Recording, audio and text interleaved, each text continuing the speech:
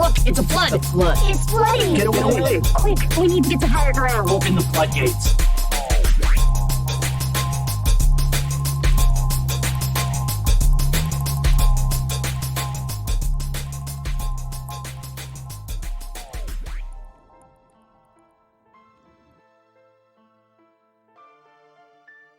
Yeah, I really wild. Like, if you just post a video with the hashtag dog, hundreds of views. No, yeah, I mean, come on, fam.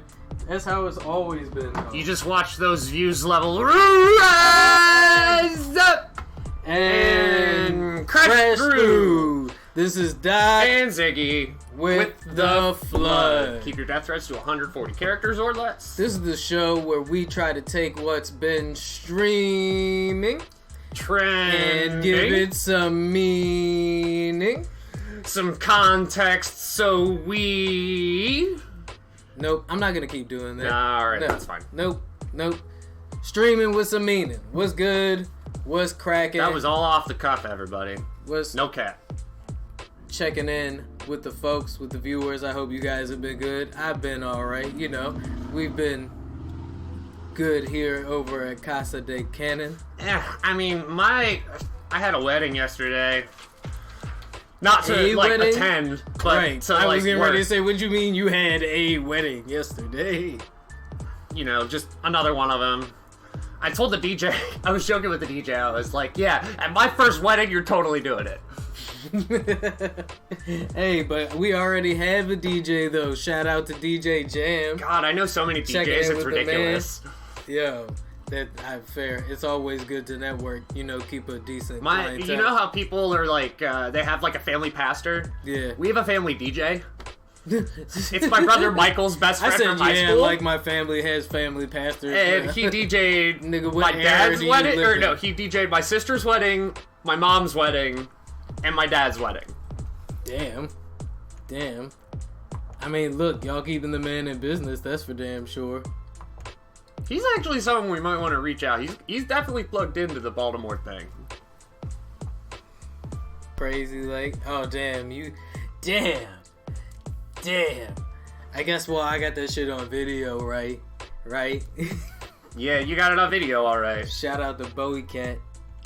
What's up, Bowie Cat? Oh yeah, smelly cat, literal smelly cat outside. It was this like do you white think cat people- that was so dirty it looked like brown, and you knew it wasn't brown. You were like, that's a white cat, but that cat dirty as fuck. Pigpen ass cat.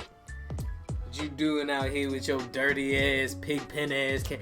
Yo, I can't. If this makes it into the actual pod, I'm gonna be so fucking mad. No, so I worked a wedding. Jesus Christ, that place was bougie as fuck.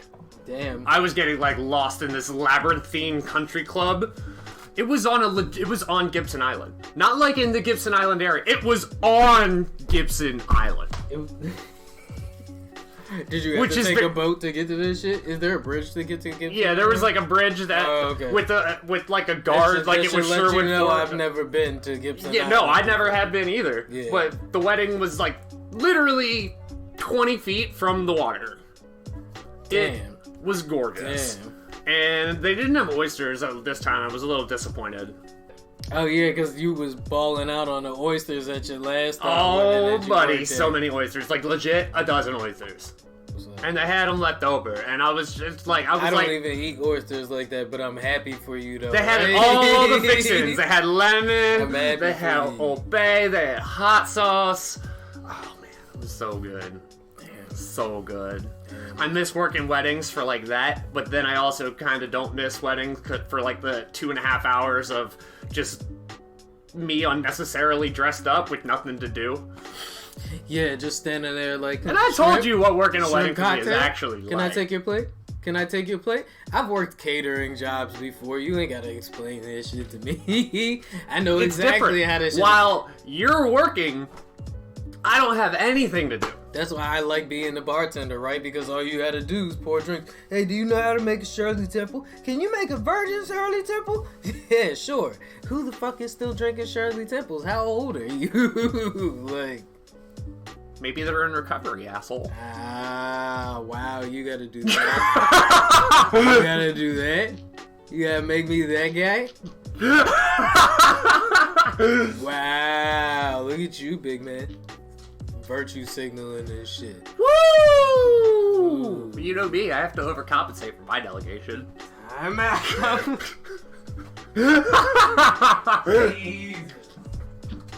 Oh, come on now! I ended the last episode with giving Satan a lap dance. That's not that weird right now. Are you referencing giving Satan a lap dance isn't weird, or giving a Satan a lap dance isn't Referencing giving Satan a lap dance isn't that weird. Okay, because both of them is weird as fuck, if you ask me, my nigga. Like, alright, so the first thing, if somebody gives thought... Satan a lap dance, my first question is not why, it's he exists? So... What I like, we'll get to the lap dance part of that discussion eventually. No. How did we get here? Is what I'm saying. I feel like that's what a lot of people is wondering. Is how did we get here? Is it because gays can get married now and stuff like that? And I want everybody to know before I continue on. I thought you were gonna say how did we get to this part of the discussion, but continue. Okay. I was just gonna say I want everybody to know. Before we continue any further, that I fully support LGBTQ rights. I really thought you were gonna say giving Satan a lap dance. It would have been perfect, but I just had to get that clear out of the way. Well, however, to each his from an own artistic perspective. Giving Satan a lap dance feels tacky. Hot take. It does. It does. But... It's hot. It's okay. It's a hot take, right? And like, I get it. It's supposed to be outrage culture. Like, I know we talked about this already, right? But it's still ridiculous. It still bears some discussion because I guess it's still got people's blood boiling. I mean, they removed Montero from like all the streaming. Did we talk about that? We did. Okay. We did. Yeah. So I forget what the fuck we talked about. But they removed it purely based off of the video, right? Like, every time you stream the song, the video is gonna play. Like, what the fuck? Why not just remove the video? Why not ban the video? No, they banned the entire song. The song doesn't even sound that bad. Like, it just... Nigga, that shit is crazy to me. They banned the entire song, right? And, okay, this is a hot take that's not really a hot take. If Miley Cyrus had given a Satan a lap dance, I guarantee you they would not have banned the entire fucking song from the album. I completely They did that agree. because a gay black man did that. And y'all fucked up for that. Y'all really fucked up for that. Spotify, you fucked up for that. YouTube, you fucked up for that. Whoever the fuck else, I don't know. And that's, my fault for not really looking further into the situation, because I think, as I said in the beginning, the whole giving Satan a lap dance and sliding down a pole into hell. Okay, the sliding down a stripper pole into hell imagery. That's nothing too crazy. Okay, that's it. Relatively speaking. That's fine. Yeah, I get the whole, that in reference to, his homosexual identity and how, he said it was like a metaphor for how people always told him that he was sliding on a stripper pole down to hell. That kind of shit. So yeah, that's cool. But going as far as to give Satan a whole ass entire lap dance and snapping his neck just felt campy. It really did. At the end of the day, it felt like something that would have happened in, God damn it, what was Zack Snyder's like first film? 300? No, okay, so not 300. The one with the girls and Sucker Punch? Yes. It felt like something that would have happened in Sucker Punch. Remember? Yeah, like, that's definitely true. Sucker Punch is a really fucking wild movie. No, the imagery is wild, right? Like, the CGI and the effects are crazy, right? But the story, like, they fight dragons and Nazis in the same movie. Yeah, right? And, like, this big iron golem thing. Didn't they fight, like... That's not the point. The point is yeah, the whole Satan lap dance thing felt like it could have been in Sucker Punch. And, because they did do a lobotomy in there. And I don't know how I feel about Sucker Punch at the end of the day. I don't know if that shit still holds up now. And I don't know if, 15 or even 5 years from now, if this whole Montero controversy is gonna hold up. Like, or if we're all gonna feel silly that we let Lil Nas X giving Satan a lap dance and then snapping his neck. Like, that shit could have been in a Quentin Tarantino movie. And nobody would question it. Exactly. But because it's fun to pick on gay people right now, like, that's all that shit was, right? Come on. Fuck out of here. Yeah, it definitely wouldn't be too shocking out of a Quentin Tarantino movie. No, it wouldn't have been. At all. Nobody would have batted their fucking eye if a white queer person did this shit. Speaking of white queer people... If Jeffree Star had done this shit, do you think that he would have gotten canceled from YouTube? No. But that's... He wouldn't have gotten canceled, but it would be a discussion. Didn't Jeffree Star just get beat up? I don't know. I feel like I saw somewhere that Jeffree Star just got, like, assaulted by somebody. Jeffree Star... Yay? Don't do that. Don't do that. You know that it came out that whole thing was started by some TikToker who is a self-admitted clout chaser. I saw videos of that bitch saying that she don't care. She does. I was thinking a Jesse Smollett joke. Oh, that's fair. I mean, are you insinuating that Jeffree Star allegedly beat himself up for clout? Is it him or her? Or is it they? Beat themselves up for clout? Answer your own question. Do I think it's something that Jeffree Star would do? Do you? Abso-fucking-lutely. Abso-fucking-lutely, I think that Jeffree Star would beat themselves. Culture with context, pop perspective, everybody. Look, I don't know. Once again, it's my fault for not doing more research into what I saw. It was like I'm scrolling through looking for more important headlines, and I thought I saw Jeffree Star got beat up. Maybe they got into a car accident or something like that, and somebody cool. shot his foot. And their foot.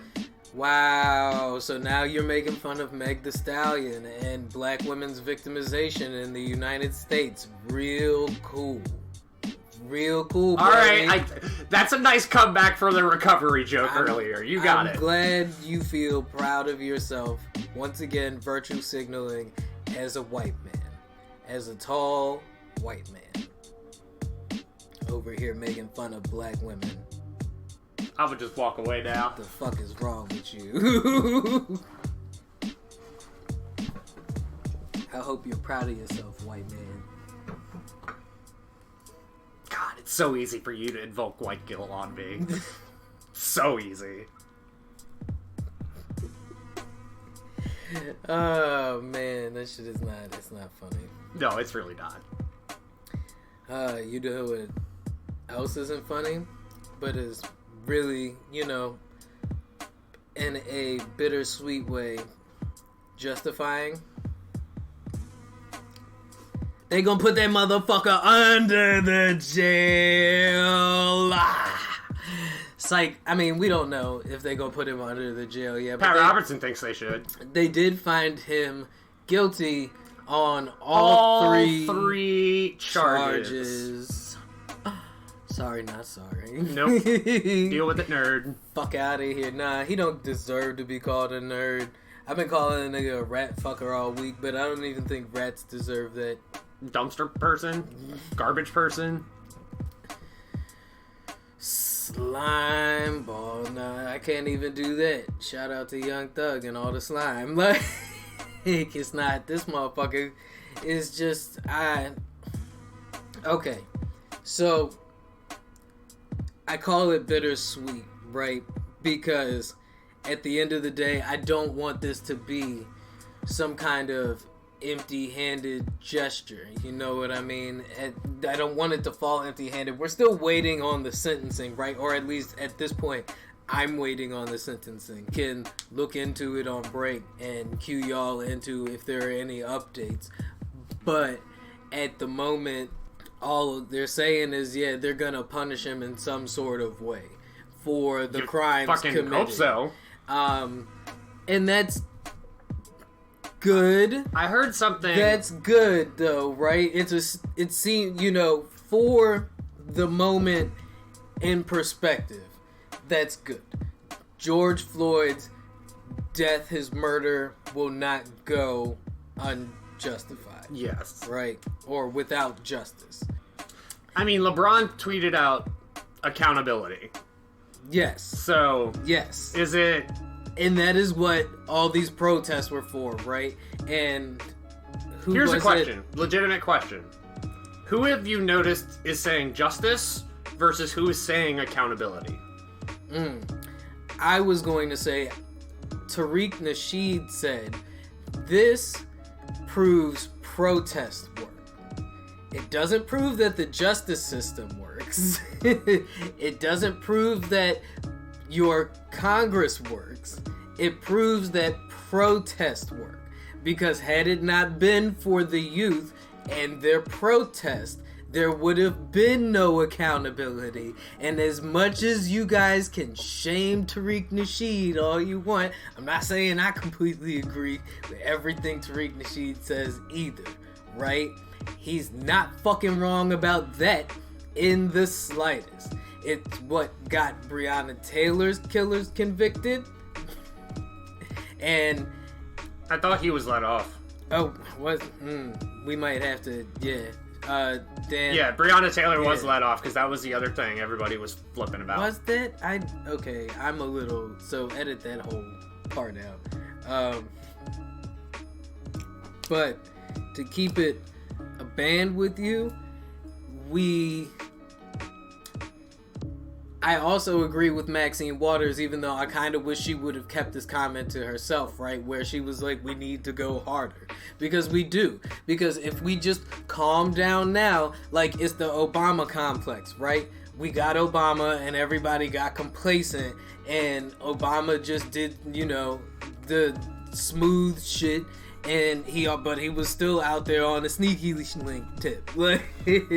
Okay, so it's still, we need to make sure they follow through, is all I'm talking about. Because we see shit like this a lot, right? Where these moments in time happen, these cute little history blurbs that we can put down on, like, big moments of the 2010s or whatever, or the 2020s. Like the Derek Chauvin trial ended and he was convicted on all 3 charges, but then they don't mention that in sentencing all this nigga got was like house arrest and probation for like 4 years. The funny thing is I remember, I think I was and listening to the let off with a pension. I think I was listening to the Bomani Jones podcast when they mentioned that the person that walked into the wrong apartment, they were like, I think they said like they're already home.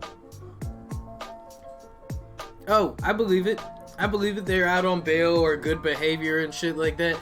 That's what I mean when I say these kinds of moments in justice can't just be taken for their like micro impact. Yeah. Like, what do they really mean? What does this Derek Chauvin conviction really mean for justice in America as far as police accountability is concerned? Maryland became one of the first states to revoke its police Bill of Rights. So certain protections that were given to the police here in Maryland are no longer afforded to them. But I actually have a thought on the question I asked you. Okay. So his conviction shows accountability. The sentencing is going to determine whether there is justice. That's fair. That's a fair statement to make. I think, that's a good... The conviction confirms accountability, and then the sentencing will confirm justice. Yeah, I feel like that's a good way to put it into perspective. I just wonder what justice will look like. given the privilege that police are given in this country. Mm-hmm. Guilty of all 3 charges, though, and quickly. Yeah. This was not a long trial, everybody. No, it really wasn't. And that's what kind of worried me in the, beginning. But then when the tide was turning, I knew the tide was turning. His co-workers testified against him. And then when Pat Robertson came out and said what he said, I was like, now the public tide will turn. I remember Rush Limbaugh actually... Fuck you, Rush Limbaugh. Rotten shit. I was like, are you getting ready to quote that, fucking worm? No, but, even That's he not was even like... fair to worms. Even he was like, yeah, no, this was fucked up. This guy fucking killed this dude. Lynch. There was a public lynching. I want to reiterate that because people think that racism doesn't exist because black people don't get called nigger anymore, right?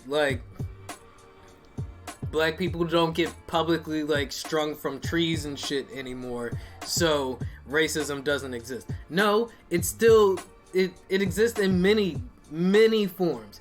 In private prisons is a form of fucking racism. Redlining is a form of racism. The current standards of public education is fucking racist, we try to keep things an hour and a half long, so I don't have time to get into the minute details, but there are plenty of fucking books and places on the internet. Take a fucking Skillshare course. I'm sure there's something on Coursera on there to help get you educated into and get you caught up onto what modern day racism looks like. We're not in the antebellum South anymore, and it's still happening. I mean, they just fucking shot a 13-year-old girl. I can't remember her name off the top of my fucking head. Too many fucking names to remember.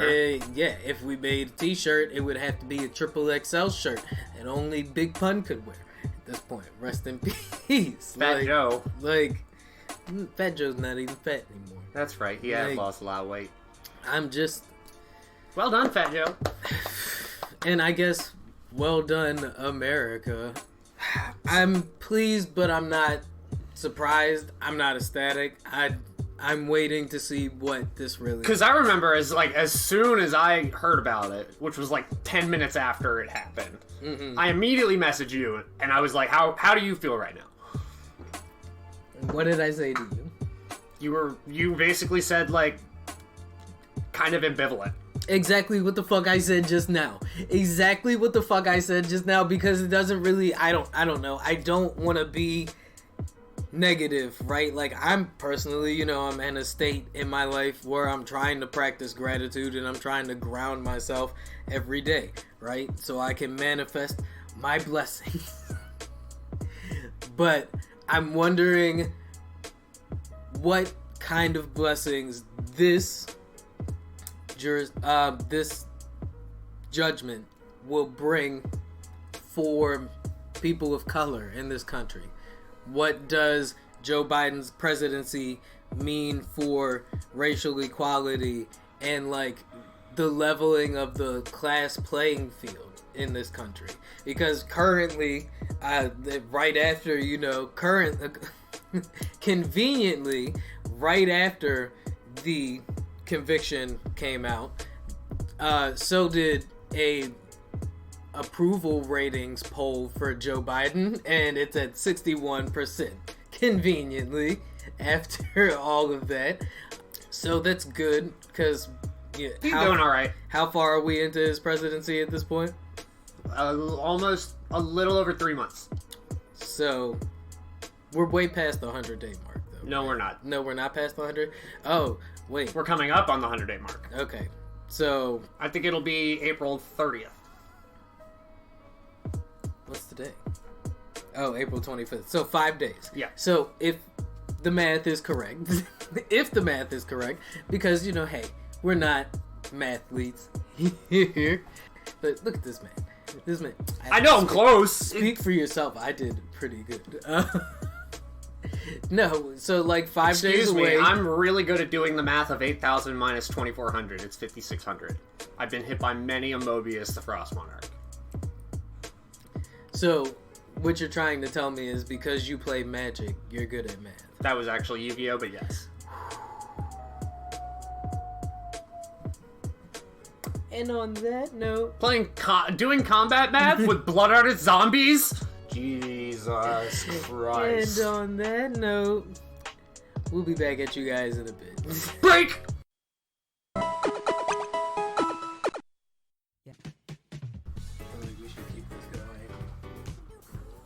Alright, I'll just have to, like, come after a wedding or something. I'll be dressed to the 7.5s. I just remember this weird Dewey video the other day.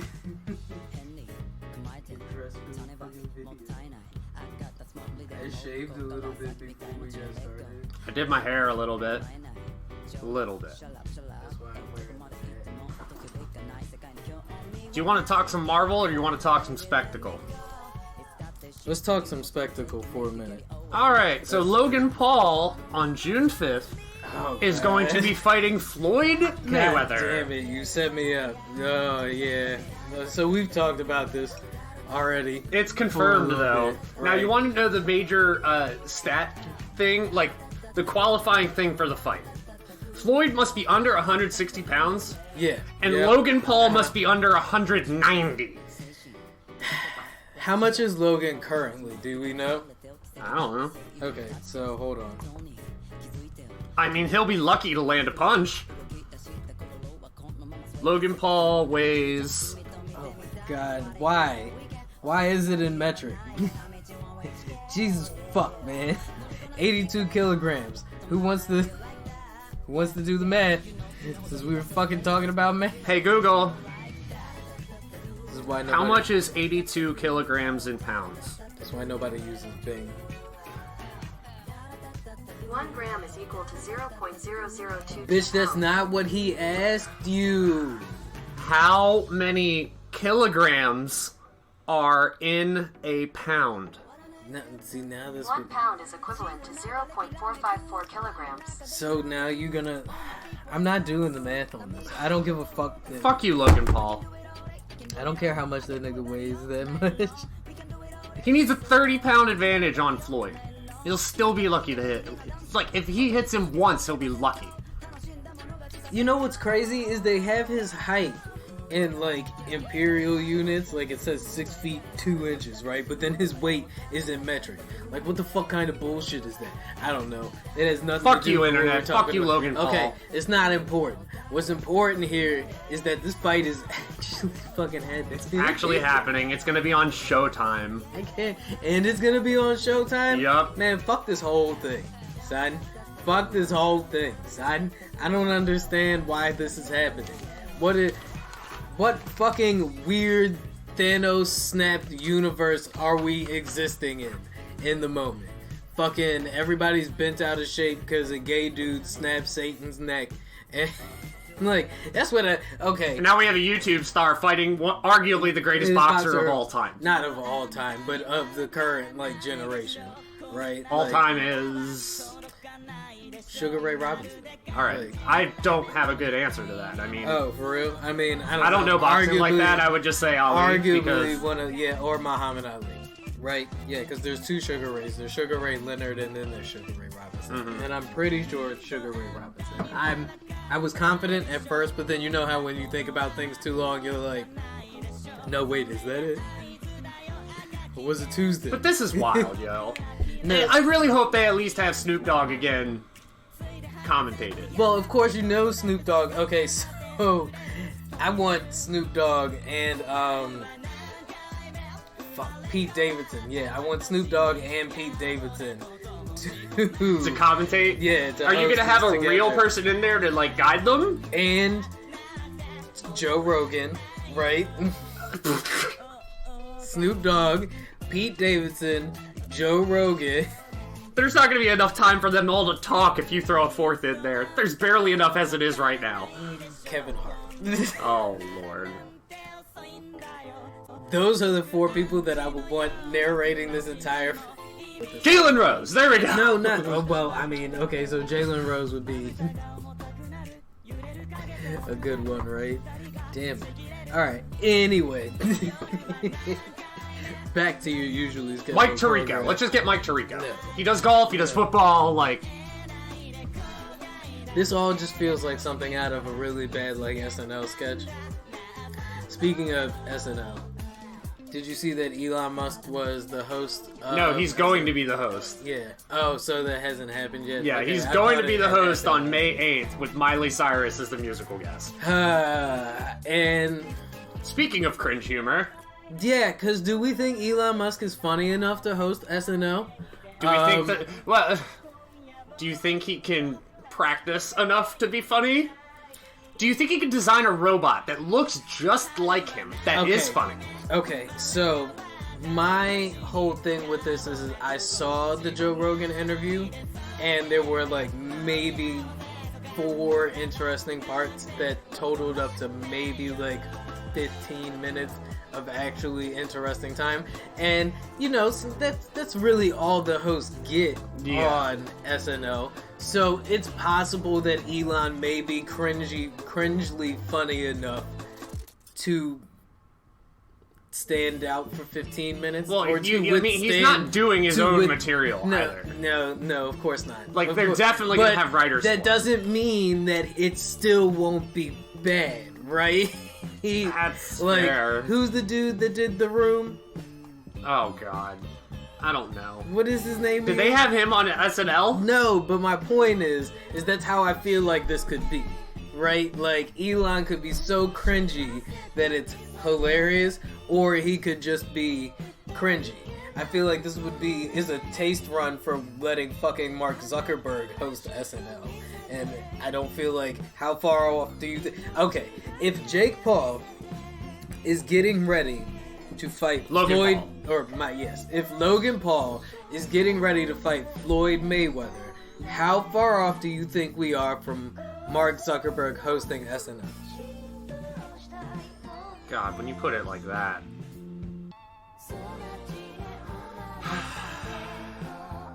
About 30%. I'm just saying, like, I feel like we're in that weird period. Okay, you remember how, like, in the early 1900s, there were all kind of... Personally, I don't remember, but continue. Oh, come on, you're a vampire. I was getting ready to say, we all know you remember. Oh, right, because that's fine. You're a vampire. I'm a 228-year-old vampire. So you should definitely remember all these companies were doing like these weird sideshow, like roadside attraction events. Like, come watch this man travel down the river over a waterfall in a barrel. Like, we got an elephant. Let's see how much ice cream we can feed it. Brought to you by Dr. Leibowitz Tonic. Exactly. I feel like that's where we're at right now. P.T. Barnum style, like, sideshow attractions just on the internet, right? We elected a P.T. Barnum sideshow attraction to president for 4 years because we were like, how bad can he fuck up the country? Like, The answer is a lot. So much so that we elected old Tom Cruise as president. Or tall Tom Cruise as president. Ooh. Old Shot. Tom Cruise or tall Tom Cruise? Tom Cruise. Prototype Tom Cruise? Proto Man! I just... Oh, no. You know what I realized while I was editing the video? You know who Joe Biden looks a lot like? Old man Steve Rogers. You're right. So from here on forward, the Hood Pope Joe has now Biden! decreed... Joe Biden, second term. They're like, Joe, will you run a second term? No. I don't think I will. See? It has been decreed. The Hood Pope decreed that Joe Biden will now henceforth be referred to as Old Man Steve Rogers. The first official Hood Pope decree, everybody. Look, you, the plane you flew in on, them shoes, your socks with the bell on it, your gay ass accent, them cheap ass cigars, your yuck mouth teeth, your hairpiece, your chocolate, Guy Ritchie, Prince William, the Queen. This is America. Now get the got my hotel room. So, old man Steve Rogers' approval rating is at 61%, which feels about fair.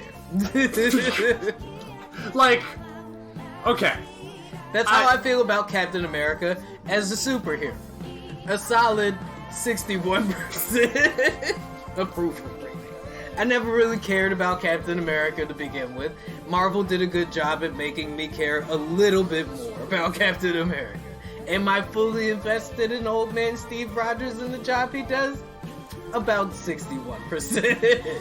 That's 3/5 approval rating. Apparently that's all you need to run this country, right? Or apparently that's all my vote counts for. Also, the conviction was conveniently on 420. That part, yeah, you can't. You're not gonna let that go, huh? Okay, It's just wild. It was a little. Was that irony? Yes, that would be irony. Is that the definition of like Yes, irony that is, like, in real life? Definition of irony. irony. Is a cop getting convicted for murder on 420? Yeah.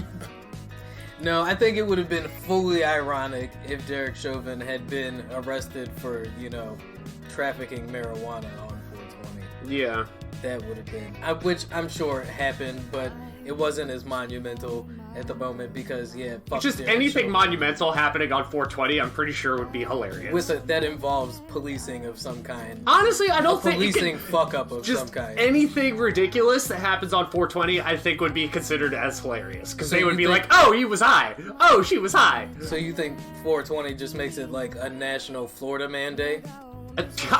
Yeah, I would believe it. Speaking of 420, you know what I used to love when I would partake as a teenager, he says at 31. Crank anchors. Did you know they brought crank anchors back? You remember that shit? So for those who don't remember, Crank Anchors was a Comedy Central puppet show. Where they would have the puppets interact, prank phone calls that celebrities would do. Eminem was on it a lot. Yeah, so mostly like stand-up comedians at the time, like Sarah Silverman and other comedians at the time. But yeah, no, it had like Dave Chappelle on there. Tracy Morgan used to be on there a lot. And yeah, they would make prank phone calls, or what we are supposed to assume were real prank phone calls to local businesses and things like that. It would almost played off of like, you remember how like radio jocks used to do that shit too, the prank of the week and all that kind of thing. Well, apparently they brought that shit back. I didn't know. Yeah, I didn't know either. Didn't know that they brought it back, so I'm gonna have to check it out. I saw like a Tiffany Haddish like 2-minute Crank Anchors clip, and I thought maybe they had brought it back as like a little webisode thing, but apparently Jesus and Mero are slated to be in the next run of Crank Anchors. This is gonna be great then. Yeah, so Jesus and Mero is about to get the puppet treatment. Also, that's gonna be great for the viral age, where they can just like actually just clip the show. Yeah, exactly. That's why I thought they brought it back as like a little webisode kind of thing. But so be on the lookout for that. I'm a Jesus and Mero fan, so this will definitely. We're both Jesus and Mero fans. Yeah, this will definitely be on the hit list. Let's see. Oh, did you watch Master of None when that first came out? The Aziz Ansari show on Netflix? No? Okay. Well, I mean, I saw a couple of episodes. It was pretty good. I liked Aziz before his whole little controversy happened. I mean, I still think he's funny, but the modern day ghost bit I thought was hilarious. It's just, I'm not surprised that the dude whose humor is kind of like obnoxious based turns out to actually be a bit obnoxious. Yeah. Right? Like, I don't know, when people tell you who they are, maybe believe them. Or however the saying goes. But with all How's that... it going, Kevin Spacey? with all that being said, after a 4-year hiatus, Master of None will be returning to Netflix with a 3rd season. So let's see how that's received. If you were a fan of Aziz Ansari and his comedy, which I was, you might be excited about that. The work of Aziz Ansari. Speaking of the... for those of you who are new to the show, that is how we have chose to acknowledge a person whose work we do not want to forget. Their artistic contributions we do not want to forget, but all while acknowledging their problematic nature and their transgressions and controversies. So, yes, if you enjoy the work of Aziz Ansari, yes. Or the work of R. Kelly. Yeah, that one I really feel bad about. Yeah. Or, Miramax Films, but I guess you don't have to say you enjoy the work of a Weinstein production. But, you can just, ignore that name. In other hit list news, have you watched Godzilla vs. King Kong yet, sir? No. Damn. I have schoolwork to do. I have a full-time fucking job and a child. It's like we all watched that shit together as a family. It was fun. My son's old enough to appreciate a good monster movie. Yeah, and for the few cuss words that slipped in and out of that joint. It was a good movie, it was a fun movie. Some of the shit was a bit predictable. I'm about to spoil some of it for you. The surprise guest was Mecha-Godzilla. Ooh. Everybody's gonna be mad at me for that. Damn, how could you do that to him? But, definitely built by Batman.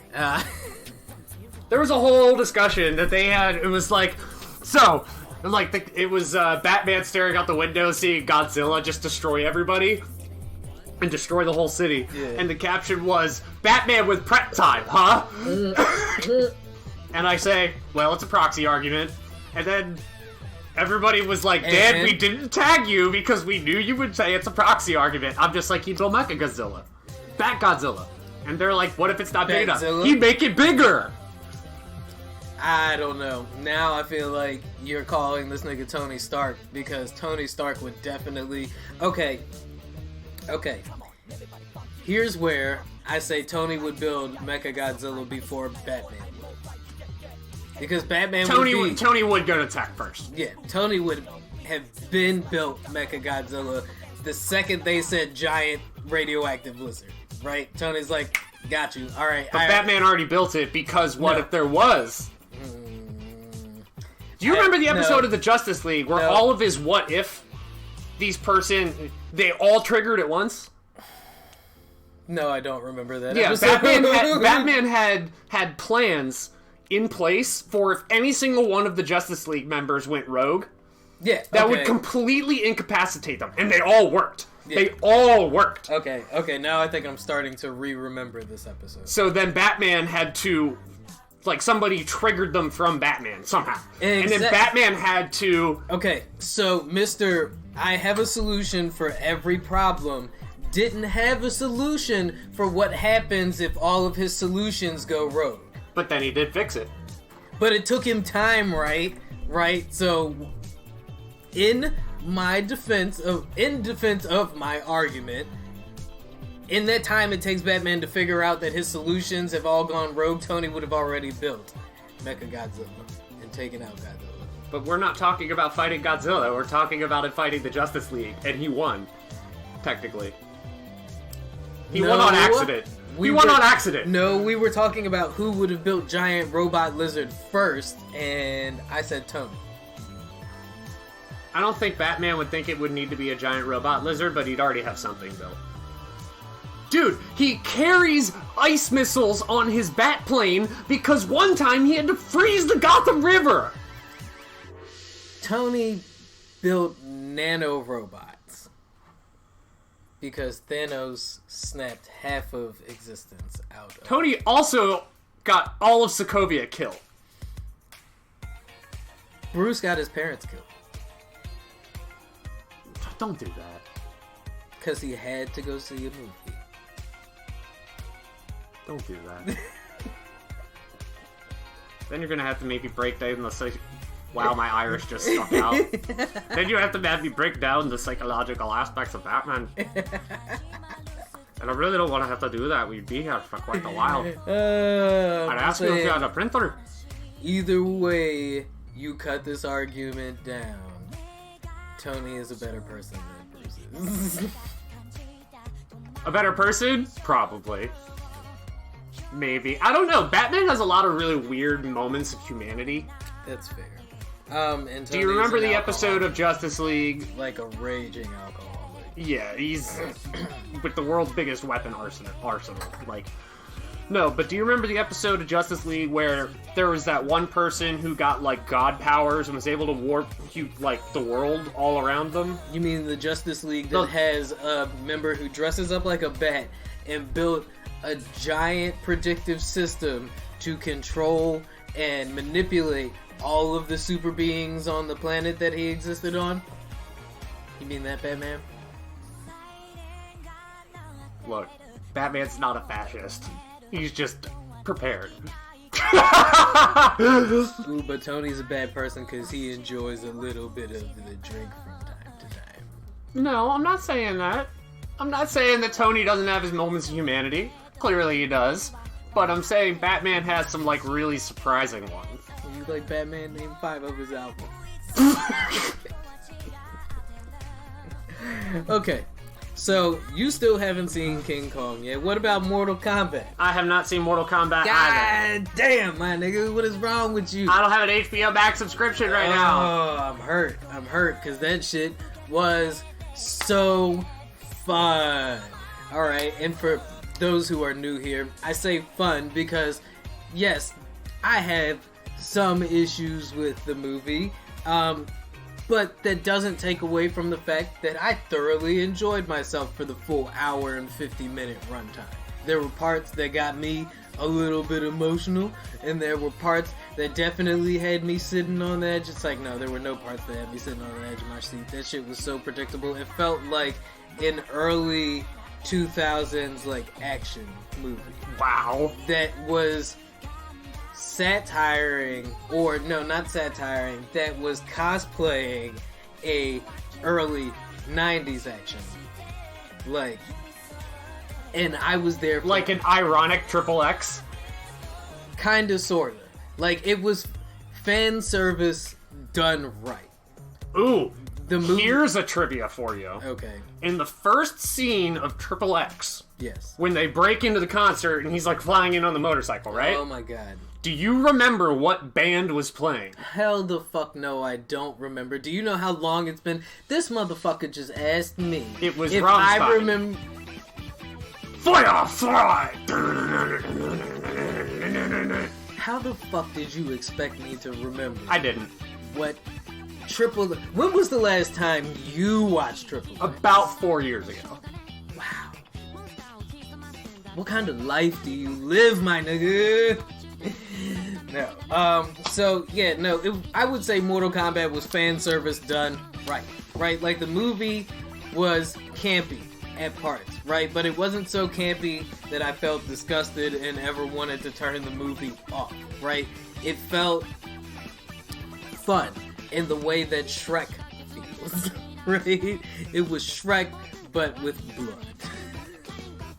Gotcha. It's like it was. I don't know. Shrek, Maybe. by the way, just turned 20 years old recently. Damn, I wonder how old Mortal Kombat is at this point. Or the Mortal Kombat movie. A day. No, jackass. The original Mortal Kombat movie. 1995. Gotcha. So that one's like 26 years old. Damn. Damn. Yeah. 30? It came out in 1995. Oh, no, it's yeah, younger than I am. It's younger than me. Why am I... Okay, so... We're bad at math. The point here is, I said that. I told them that already. I told them. Yeah. The point... I don't remember what my point was. Uh, Okay, no. it was fun. It was one of those. Yes. It was a fun movie. It may Yes. not have been a good movie. Do not be expecting this to be the Christopher Nolan reboot of Mortal Kombat, is what I'm trying to explain to you people. That is not what this is about to be. But they did deliver on the gruesome, gory fatalities that they promised they were going to deliver. They gave us a fun ride. This felt like, in the words of Martin Scorsese, in a good theme park ride, right? Like, it was the opening, get you, ooh, man, that opening scene. God, for everybody who's seen it, y'all know what I'm talking about. That gets you invested, right? That gets you set, locked in. That's the farce. You know, the dude walks up, he checks everything, buckles you in tight, because that was a good time. And then right as soon as it gets moving from that, you get set. The one I saw this trying to tell meme you. where it was Scorpion Once you throwing finally the watch dagger, it, yeah. and Yeah. it was Oh. like critics, bad reviews, and it was Scorpion just dodging or Sub-Zero dodging. He's like me not giving a shit and enjoying the movie anyway. That's what I'm trying to tell you. Do not watch this movie expecting it to be Oscar worthy, because it is not It's Mortal Kombat, everybody. groundbreaking. No, exactly. This movie was for the fans. It may even get, it's almost like they wanted to pay, it's a perfect way for them to have paid homage to the original movie, right? It's got its own unique storyline. They're not going off of any of the canon lore. They've introduced a new character into the thing for you to get fully invested into, and that's like why I said it's a good way for to bring new fans into the realm, and it's also like a good passing of the torch for them to have a cheesy, campy Mortal Kombat movie to later grow up admiring. And once you see it, Just like our cheesy, campy Mortal Kombat movie. Yes, it's for them, but we can still enjoy it. And I still thoroughly enjoyed that shit from start to finish. It was good, man. I can't complain about it at all, and I can't wait for you to see it so you can listen back to this shit and be like, oh, Turtle takes. he was fucking right. Again, this man, see, prolific. No, that's not what that word means. No, it's not. Prophetic. Prophetic. Break!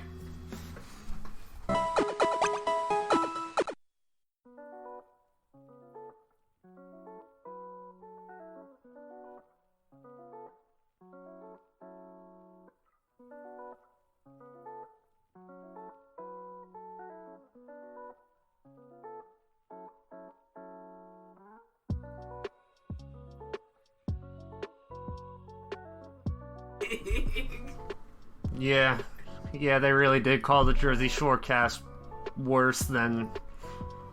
Yeah, that happened. Nigga, that was so shady. That was shady as shit. Wow, how the fuck? Whew. Yeah, we were just reading an article on, The Daily News? on the downfall of MTV. Was the New York Daily News article, right? Yeah. Oh my god. So, we have a recurring segment and a recurring guest, everybody. It's the Zoomer Review.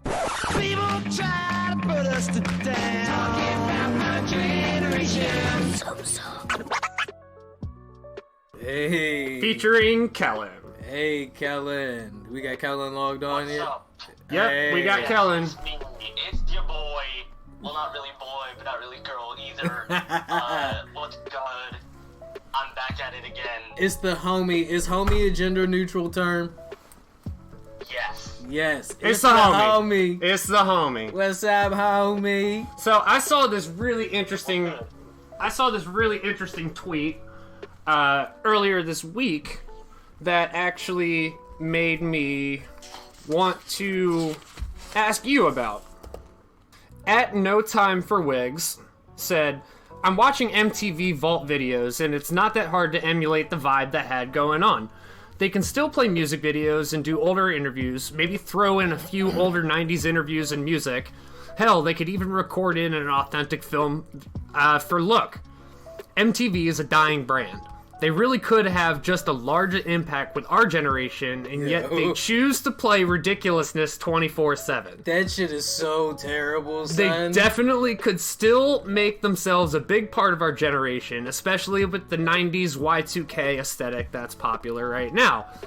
So, in response to this, somebody actually posted a visual of the MTV schedule, and for legitimately 22 hours was ridiculousness. Yeah. You know what that reminds me of? And then, I'm sorry, Colin, to keep you waiting, but it reminds me of what the fuck happened to Cartoon Network, son. And they were just playing Teen Titans Go on a fucking loop all goddamn day. Wow. Yo, it's ridiculous. I have never seen a network tank worse other than fucking Cartoon Network, yo. Okay, so here's my first question for you, Kellen, before we really get into what all of the, like, the nuances of all of this is, because we're going to tie in last week's discussion, too. What does MTV mean to you as a brand and as a, I guess, a channel? What does it mean to you? Does it mean anything? Okay, so the thing is, I have an idea of how big MTV was, but that's mostly just because knowing certain people who were more invested in it, and also, you know, some amount of things from my parents who used to watch it, because they're big fans of, like, you know, a lot of the stuff that was really big in the 90s, you know, mostly Nine Inch Nails. I've heard a lot of Nine Inch Nails in my life. Good band. I saw them live. They were one of my first concerts. Okay. Oh yeah, I just had it, and then also, I was going through some stuff about the Deftones, because a lot of my friends are really into Deftones. I have tickets for them in August. Deftones. Damn. So you're... Yeah, and I was like, that seems dope. But So I have a vague, but like, I figured out a lot about that, and it's like, it's big, but now, like, whenever I think of MTV, I think of, like, Real Housewives, ridiculousness, and, I mean, kind of Wild 'N Out, because I think that's on one of the associated MTV-owned channels, but, like, yeah, a lot of times when I think about that, and also the MTV $2 bill Strokes concert, because that was in my recommended for, like, forever. So, do you associate MTV with music at all? Nah, I think my man just said it's like ridiculousness, jackass. It's the late 2010s MTV. So it sounds. I don't really remember much about music from MTV from my personal experience. The only time I ever saw music on MTV, specifically like on cable, is one time like a year ago at like 2 in the morning, where they were just playing old 80s videos like Janet Jackson and stuff. At 2 in the morning. At 2 in the morning. Only time. At 2 in the freaking morning. That's the only time I've ever seen anything musically. Yep. There was they do have something on like in like the morning on one of their channels, but like even then, not even the main MTV. Not on the main MTV. Yeah. No. When they broke off into like all those different like MTV Classic and like MTV Jams and MTV Pop, all that shit, when they broke off into that, that's when they were telling you guys then, they were telling everybody then, we're done playing music on this channel. If you want music, you have to pay to get our other package, right? Because here, we're just gonna do Jersey Shore, and do you like Rob Dyrdek? Because you gotta get a lot of them. Yo, have you seen him? He's new, you know, he's got the thing I don't think they let them out of there. Called the I think they kind of just like walk out of the building and they turn off all the lights, and Rob Dyrdek and the Chanel West Coast and the other, I can't remember his name. Okay, and they all just look around in the dark and they're like, I guess we just make another episode. They'll bring us food eventually. Kellen, I don't know if Ziggy has told you, I'm old, I'm 30. 31 actually. And when I was growing up, we had this thing called TRL, Total Request Live. Ziggy, you may remember I remember TRL. I remember TRL very well. It feels so weird because it makes me think of who was the host of TRL? Carson Daly. Yes, I wonder where the fuck Carson Daly is. I wonder if the back of his neck itches every time somebody says his fucking This is name. actually a good question. Kellen, how well do you think a show... Because we didn't even tell them what TRL is. I was getting ready to, So, but go ahead. how well do you think a show would do if it was live and people could call in with music video requests? How's that sound as a show? Okay. With the live audience. So, if I had to think about it now, I would think if we're gonna do this now, I'm just gonna assume for practical purposes this is not on cable TV and this is being hosted through like some digital platform, like maybe Twitch.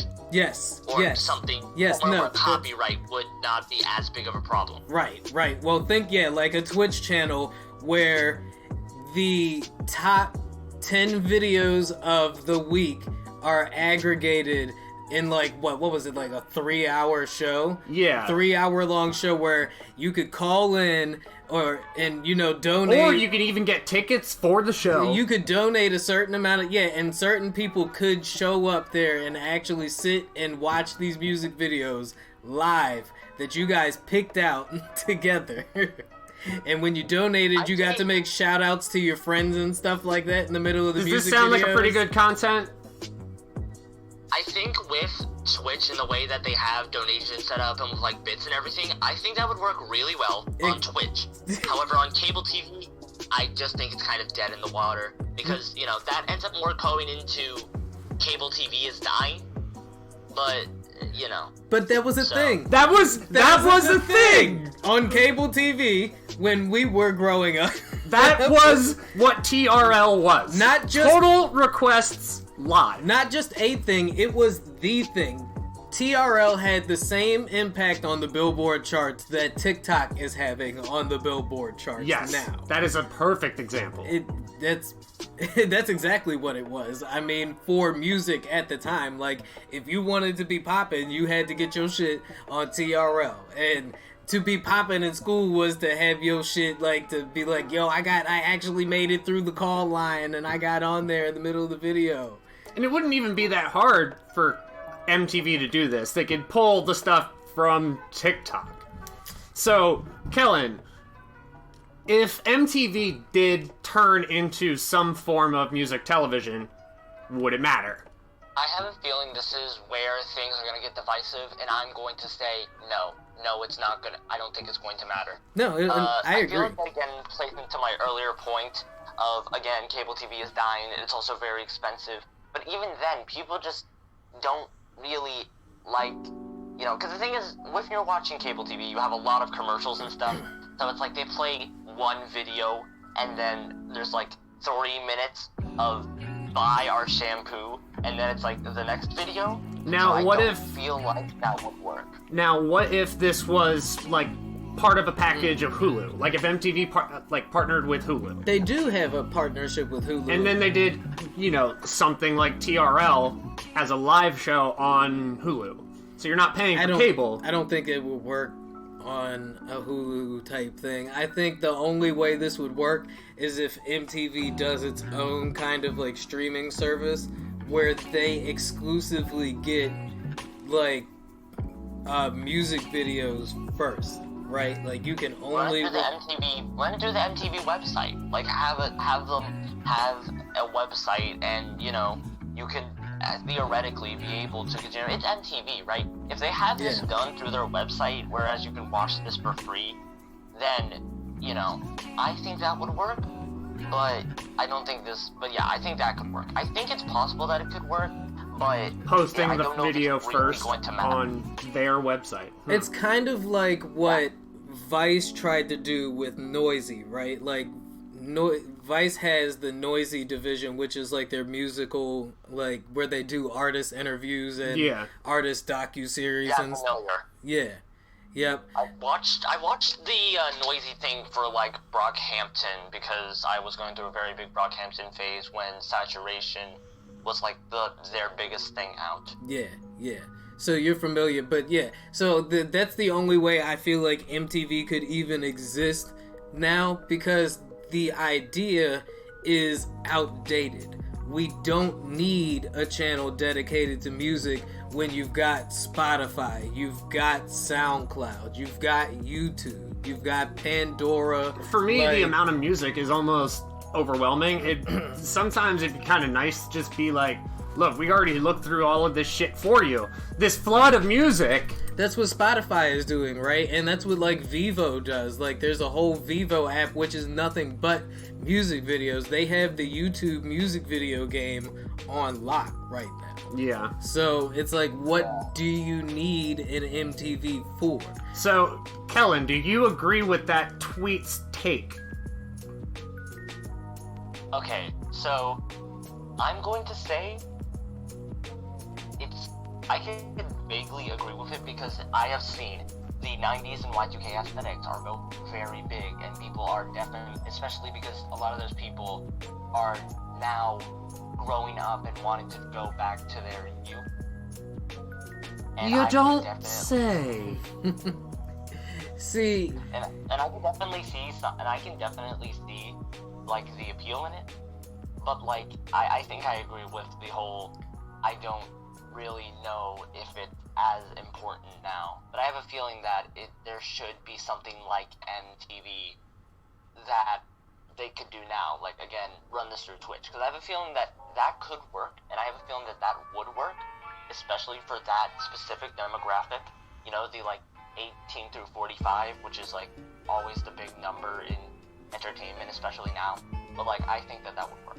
See, that's also why I brought up them having their own streaming service, right? Because, Kellen, you may be a little too young to remember this, but MTV did have, like, a plethora of its own original content and shows before they just streamed nothing but ridiculousness. They even used to have little news segments in between, like, you remember MTV News? That's where, like, Sway and shit, like, got popular. Yeah. And all that. And they, you know, they created, not created, but they kind of set the blueprint for the woke teenager and like keeping teenagers informed on current issues and stuff like that. In the article that we just read from the New York Daily News, they talked about how MTV, you know, streamed the updates from Kurt Cobain's suicide and everything like that. So they were at the foreground for breaking ground as far as teen media was concerned. Like, they had fucking Beavis and Butthead, which paved the road for all kinds of adult cartoons and stuff. Like, I argue that if we didn't have Beavis and Butthead, We wouldn't have King of the Hill. no, we wouldn't have, no, absolutely not. Same creator. We absolutely would not have King of the Hill. And we might not have Family Guy and American Dad and stuff like that. Rick and Morty. Yeah. Like, it's arguable to say that no Beavis and Butthead, no Rick and Morty. Yeah. So, I don't know. Some people might be happy about that. I have an interesting thought related to that. Go for it. So, Clone High, that was on MTV in the 90s, and was kind of, a lot of times kind of played into the whole, like, teen demographic thing. And I have a feeling that if MTV had that, they'd also have something very interesting going on there. Like, a show that isn't only based around having these, like, young people, but also having, like, drawing music into that. Yeah. Like, think about, like, how Clone High was actually. That's kind of what Beavis and Butthead was, right? Like, it was about a bunch of these two high school, like, losers, but in between segments, they would watch music videos and give commentary on the music videos. Like, that was one of the things that made Beavis and Butthead so popular. And MTV had other, like, more, I guess, older teen-centered cartoons like Daria and Celebrity Deathmatch. It was like a claymation series where celebrity would just get in a wrestling ring and just fatality beat each other to death, like literally absolute death. It sounds like something out of Robot Chicken. It was a precursor to Robot Chicken. It definitely was a precursor to Robot Chicken. Yep, and you know, Seth Green may have actually done some work on I wouldn't surprise me at all. Deathmatch. So, you know, it's because of MTV that we probably have an Adult Swim. You know what I mean? So MTV definitely dropped the fucking ball as far as they were a powerhouse. Yeah. They were like the way TikTok and YouTube and Twitch and stuff controls like the teen zeitgeist now, that was MTV. Yeah, and it was pretty much it was a monopoly. Yeah, it was MTV and Nickelodeon, because don't forget Nickelodeon still has the Teen Choice Awards and stuff. That's like true. that, and the Kids Choice Awards. So it's like between Nickelodeon, Disney, Cartoon Network, and MTV, like that's where you got your like dose of culture from. Yeah. Your dose of pop culture from. And MTV was sitting at the top of all of that shit. They're the reason why, as we said, reality TV is a big thing. With shows like Jersey Shore and The Real World and Road Rules. So MTV ruined the world, basically. According to my theory, because I don't know if you're familiar with this or not, Kellen. I have a theory that reality TV is the reason why the world is broken, and Donald Trump is just a perfect example of that. But we don't have to get into that right now. I actually did just have a thought about the Adult Swim, because I remember when I was... One of the main things that I remember, I was really hyped for Cyberpunk 2077, and I'm not going to really get too deep into that, because that's a whole other can of worms. Right. But I remember that one of the biggest things that I saw was at the Adult Swim Festival. There was... they premiered a music video for Cyberpunk by Run the Jewels. I'm not sure if you've heard it, but but it was part of their. But it was also like while the RTJ4 hype was still a big thing, and they have a song in the game. But like they had that, and they had this really dope ass music video. If you haven't seen it, you should watch it. It's awesome. Okay. It's totally Cyberpunk as hell. But like they had that at the Adult Swim Festival, and like they've had other things where they like, you know, have these like musicians come in and do stuff, and they make it a really big part of it. Like, you know, Flying Lotus. One of the reasons he's so big is because of Adult Swim, and you know, Doom was definitely. Yep, I was just thinking Doom used to host the Christmas specials. Yeah, his fan base definitely Drunk Doom. His fan base definitely went up because of Adult Swim, and I would argue that, you know, all of that is because of MTV. You know, MTV was crucial for helping bring hip-hop into the mainstream spectrum. But the thing is, I feel like MTV could, like, I think now, even now, be able to reclaim that and, you know, maybe, like, have, a, like, for example, a yearly singles thing that they release where they have, like, you know, certain already known and certain up-and-coming artists release stuff through their own thing. Use that as a way to promote themselves, but also these artists. Like, that works really well for, you know, Adult Swim, but also it would work really well because of, you know, random artists are getting insanely famous. Random artists are getting insanely famous from TikTok. And if MTV were able to do something, and I feel like if they started this could be like a way to get back their sort of respect. But if they do this, you know, they'll have the prestige, so they'll have the sort of enticement for people to come on and join the singles program, which will make music, which will bring new people over to the thing. Rinse and repeat, right? Right. So the thing is, I feel like there is a very legitimate model that they created and then Adult Swim kind of took and ran with. I have a feeling that if they take that and can continue to innovate with it, then they can very much make a return. But I think for now, it's up to the executives at MTV to just, you know, make this sort of leap into the digital age, because they haven't really. The other thing is, Adult Swim... 2006. You're right, though. No, that part is very true. Go ahead. So, Adult Swim, just like MTV was the curator for music, Adult Swim was the curator for anime, along with Toonami. That's... Cowboy Bebop premiered in the US on Toonami. Yep. Sailor Moon.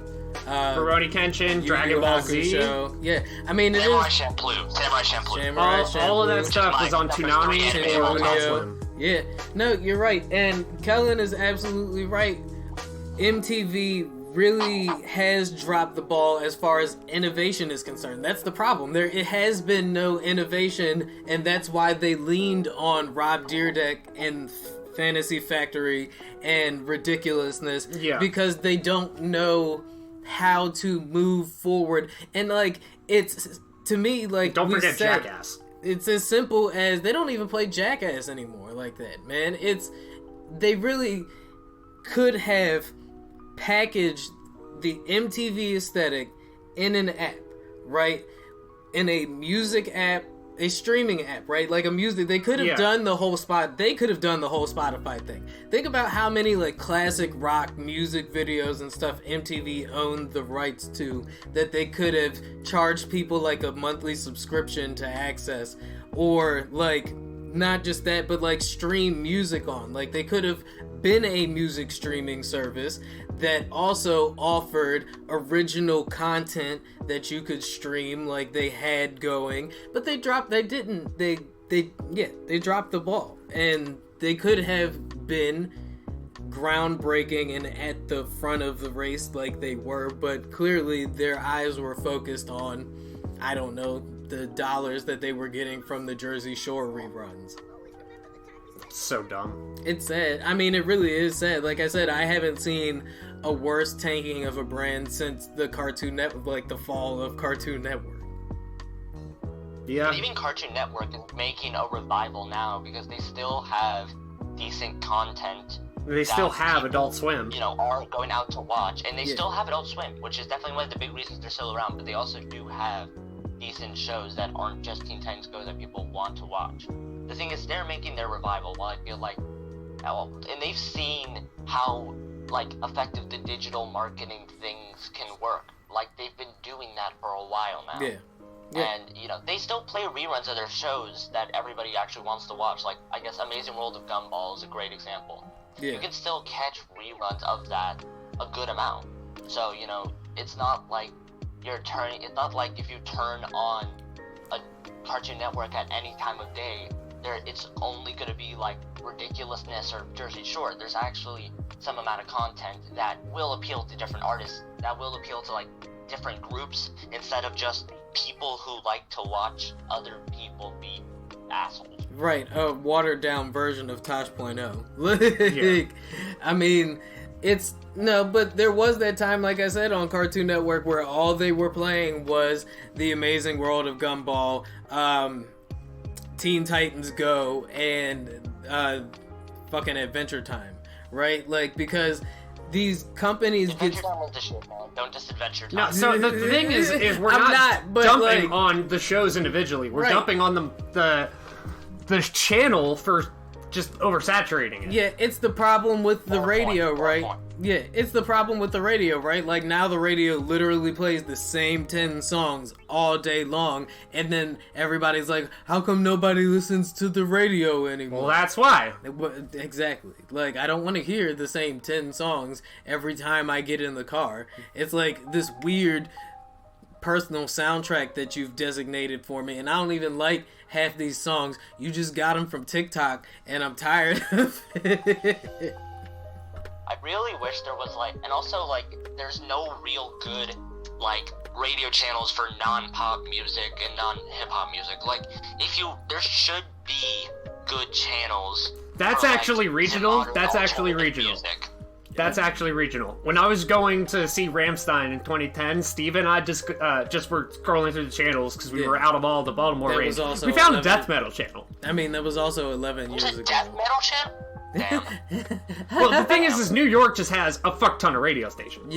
Yeah, that's fair. Well, I guess that might just be that we're in the DMV and that just kind of sucks. Yeah, there's not a market for a death metal radio station. I mean, fucking DC 101, is that still a thing? Yeah, DC 101's still a thing. What was the other It channel? should be, though, because there's a lot of, like, black alt people who want to listen to, like, really intense death metal on the radio, and yet there isn't.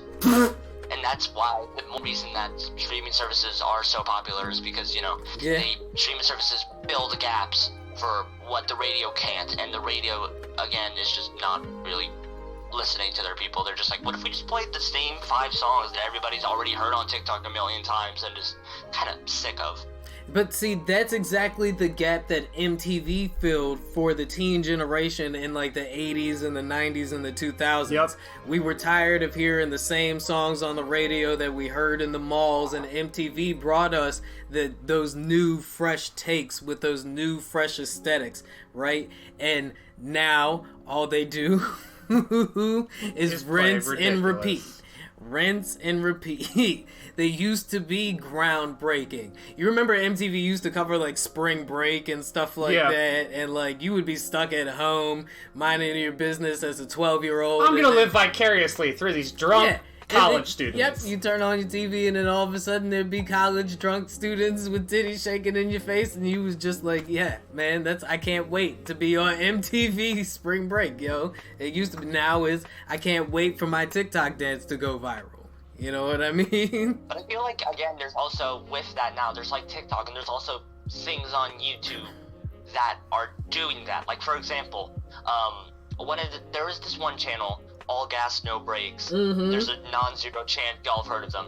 Yeah, yep. But, like, they've done content like that, where they, like, go to places. Exactly. And also, they've done, like, spring break things, but like Yep. that. And the thing is, that's, like, big enough on YouTube, whereas they're relatively known. I feel like, again, this is something that R.I.P. MTV could do, and yet they don't. Yeah, no, you're absolutely right. And All Gas No Brakes is the kind of thing that you would have seen on MTV in like the late All Gas, 90s, No the Brakes early is legit. 2000s. Shout out All Gas, No Brakes. R.I.P. to And the shout out channel. Channel 5. Channel 5? And Okay. shout out Channel 5, which is the like new iteration of that, I think. Okay. They Okay. have there's a bunch of re-uploads of the new video because it got taken down. Main man's having some like contract disputes with the guys who originally owned All Gas No Brakes. So yeah. Yeah, they're not with the parent company that was funding them anymore. They moved on to do their own thing. So thanks for putting us on to the new channel, though, because I was definitely sad to hear that they were done. Because, yeah, I mean, that's the kind of stuff I grew up loving, man. Even when they were just importing, like, weird Japanese game shows like Silent Library and stuff that. Like, I was fine with that, too, but they don't even do that anymore. Like, what was the fucking dating show? Oh, you remember, like, Room Raiders and fucking Pimp My Ride and stuff like that? See, that's the kind of stuff MTV really, like, when they stopped doing music and they started doing that, I was okay with it, right? Because those kinds of things were fun. Yeah. That was good trash TV. They were good at trash TV. Then they got greedy. And they stopped doing the things My problem with ridiculousness is it looks like all the videos are taken from the 90s anyway. It is. It is just a newer, cleaner version, or a newer teen version of America's Funniest Home Videos, right? It's not edgy enough for Comedy Central's Tosh.0, but it's not clean enough to be fucking America's Funniest Home Videos. So, yeah, that's why it gets to run all day long, because it's a mindless content farm. All they have to do is pull, classic like washed memes and stuff at this point, and Chanel gets to chuckle at them like a fucking chipmunk for like 5 minutes. Yep. And MTV, and it works, right? If it didn't work, MTV wouldn't be this lazy. It's pathetic. I feel like some amount of that is that people need to like stop watching this, but also at the same point, I feel like that isn't going to stop. So, who knows? Maybe they're beyond saving, maybe they're not. We will find out in the next couple of years, because I have a feeling that after the pandemic is over, people are really going to start taking a second look at cable. Because the thing is, a lot of people who haven't already just ditched cable for, like, other things are going to start taking a look at that. Because they're like, do I really want to have cable when I'm only ever using it to watch sports, and there aren't even sports for, like, a long time? You got a point, but I mean, comparatively, because this argument is a big argument that's going on right now. It's kind of the reason why these streaming services are like upping their pricing points, and cable is, dancing and fumbling about trying to buy up markets that are outside of it, is because comparatively, streaming, when you add up your Netflix subscription to your Disney Plus subscription to your HBO Max subscription to your Amazon Prime subscription, it gets to be about the same price as cable, even especially when you add on the price of your internet. Like, and if you stream it on top of gaming, for the price of cable, you're just getting cable versus if you were to pay for... Okay, so let's say, for the sake of example, you're paying $110 a month for cable, right? With that, you have at least one HBO Max subscription, at least one Netflix subscription on the base, no ads.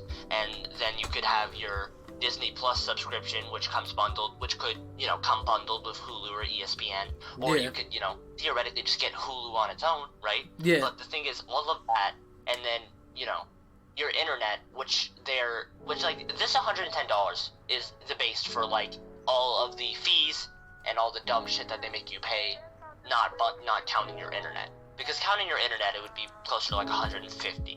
But the thing is, you're paying less for all of your streaming library stuff, and then maybe even a Hulu Live TV subscription than you are for cable. And then you also don't have to go through all of the problems of cable, like, just no satellites or no real signal, and just, trying to deal with cable.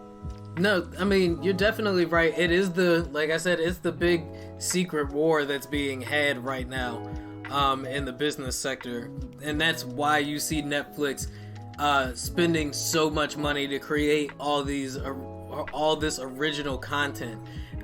So it can really, like, stake its claim as a competitor in the media market. It's the same reason why Hulu, and now you have Paramount Plus, right? Like, and eventually I'm sure we will see more bundles, as Kellen pointed out, right? Where you get Hulu, now you can get Hulu and Disney Plus, and you can package HBO Max with your Hulu, right? So now you can bundle Hulu and HBO Max down to one bill that costs as much as cable.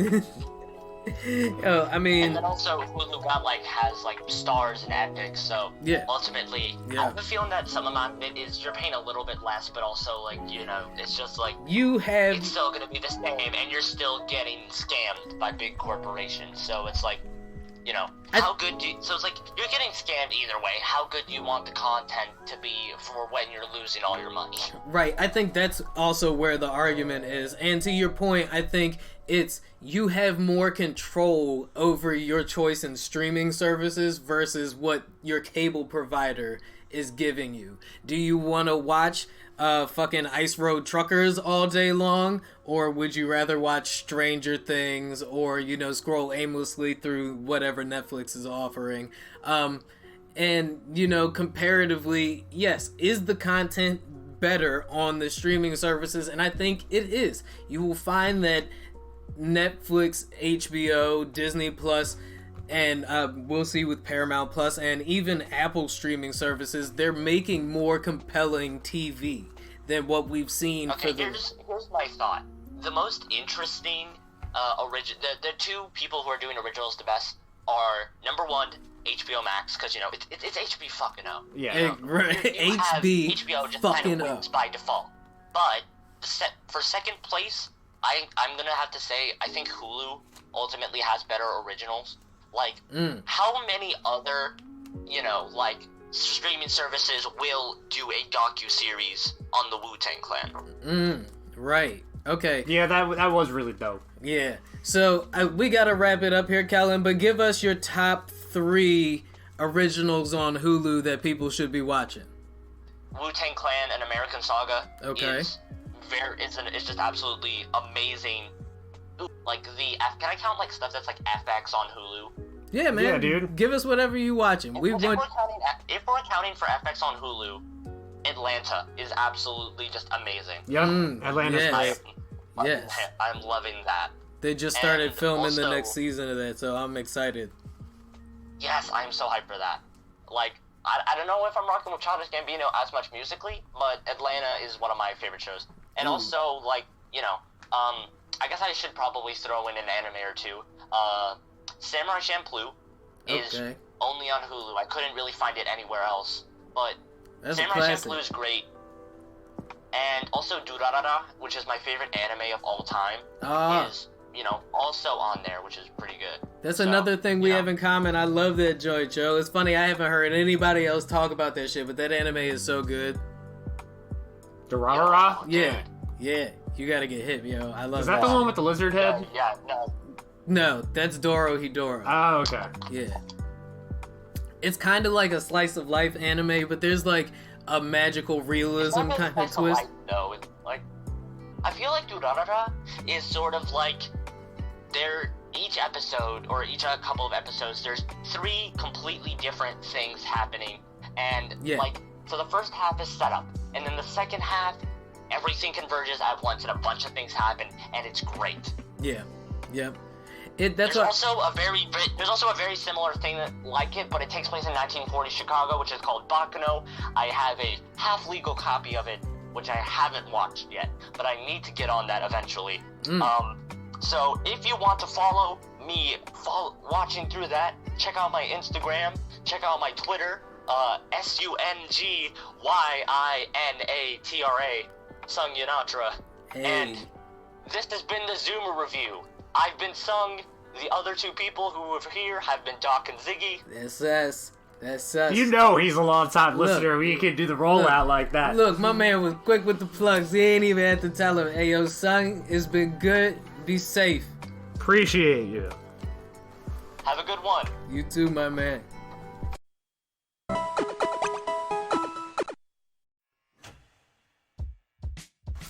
Damn, yo. I mean, it's crazy. MTV really did used to be so much more of a powerhouse than what it is now.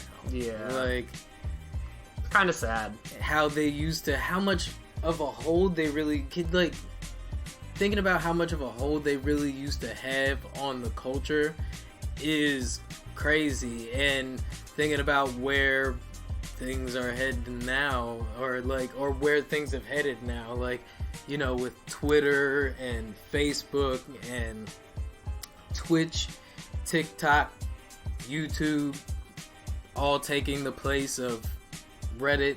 Yep. All taking the place of what MTV used to provide us with. Do you think it's a blessing, or I think it's a new normal to adapt to. Because none of it feels normal. No, it doesn't. None of this feels normal. You guys be safe. Deuces.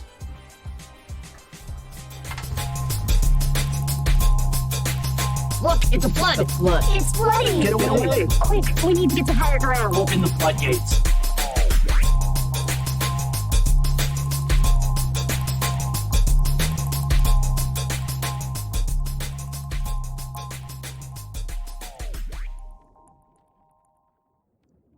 Wait, why can't we talk about Black Stuff?